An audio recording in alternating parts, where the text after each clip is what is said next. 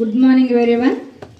ఈరోజు దసరా పండుగ సందర్భముగా దసరా పండుగను ఎప్పుడు జరుపుకుంటారు, దసరా పండుగ జరుపుకోవడానికి గల కారణాలు ఏమిటి, దసరా పండుగ యొక్క ఆచారాలు మరియు దసరా పండుగను వివిధ ప్రాంతాల్లో ఏ విధంగా జరుపుకుంటారు అనే విషయాల గురించి తెలుసుకుందాం. దసరా పండుగ ఆశ్వయుజ మాసంలో కృష్ణపక్షంలో దశమి రోజున అంటే 10వ రోజున విజయదశమిని జరుపుకుంటారు. దీనినే దసరా అని కూడా పిలుస్తారు. దశ అంటే 10, హర అంటే ఓటమి. దశమి రోజున అధర్మానికి జరిగిన ఓటమి అని అర్థం. విజయదశమి వచ్చిందంటే దేశమంతటా కోలాహలం మొదలవుతుంది. ఎందుకంటే దేశంలో విభిన్న ప్రజలు ఉన్నప్పటికీ అందరూ కలిసి దసరా పండుగను జరుపుకుంటారు. విజయదశమి రోజున మనం ఏ పని ప్రారంభించినా అందులో విజయం సాధిస్తామని మన యొక్క విశ్వాసం. ఇంతటి విశిష్ట కలిగినటువంటి విజయదశమి రోజు తిథి, వారం, గ్రహబలం, ముహూర్త బలం, తారాబలం ఇవి ఏమి చూడకుండా మనం పనులు ప్రారంభించినా, ఏ సమయంలో పనులు స్టార్ట్ చేసినా మనము అందులో విజయం సాధిస్తామని మన ప్రజల యొక్క ప్రగాఢ విశ్వాసం. ఆశ్వయుజ మాసంలో అయిన శరణ నవరాత్రులు 9 రోజులు జరుగుతుంది. ఈ 9 రోజుల్లో అమ్మవార్లను వివిధ రూపాల్లో అలంకరించి పూజించడము జరుగుతుంది.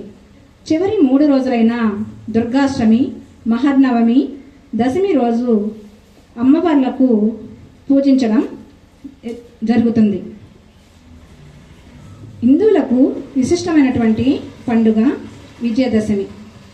ఈ విజయదశమిని జరుపుకోవడానికి వివిధ పురాణాలు, కథలు కొన్ని విషయాలను మనకు తెలియజేస్తున్నాయి.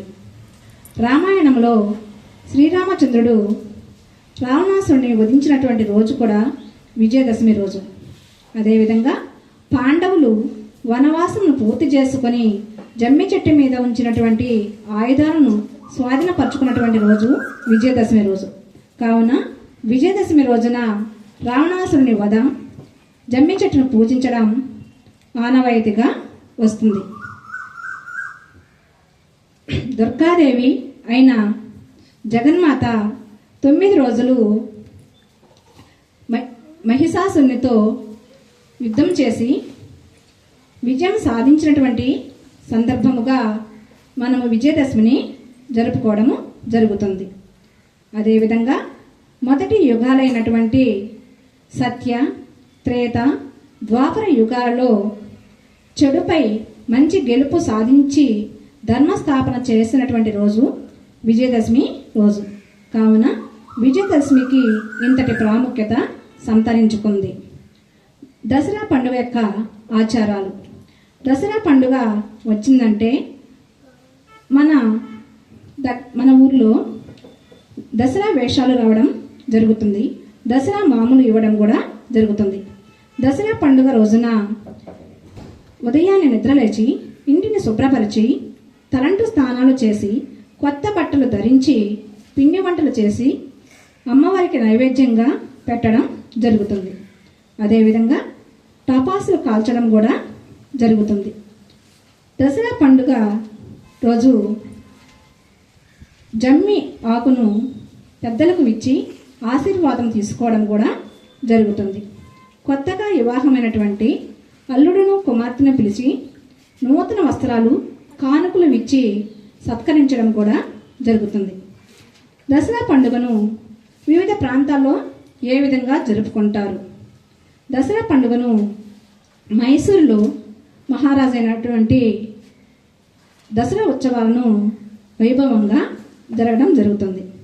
అదేవిధంగా కలకత్తాలో ప్రతి వీధిలోనూ జగన్మాత అయినటువంటి దుర్గాదేవి బొమ్మలను ప్రతిష్ఠించి పూజలు చేయడం జరుగుతుంది.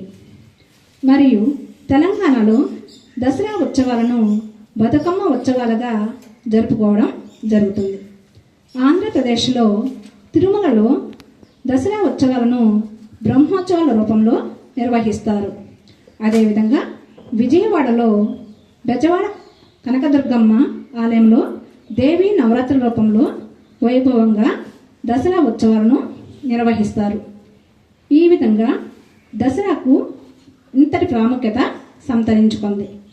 అయితే ఇన్ని సంప్రదాయాలు ఆచారాలు కలిగిన మన భారతదేశంలో జన్మించినందుకు మనము చాలా గర్వపడాలి.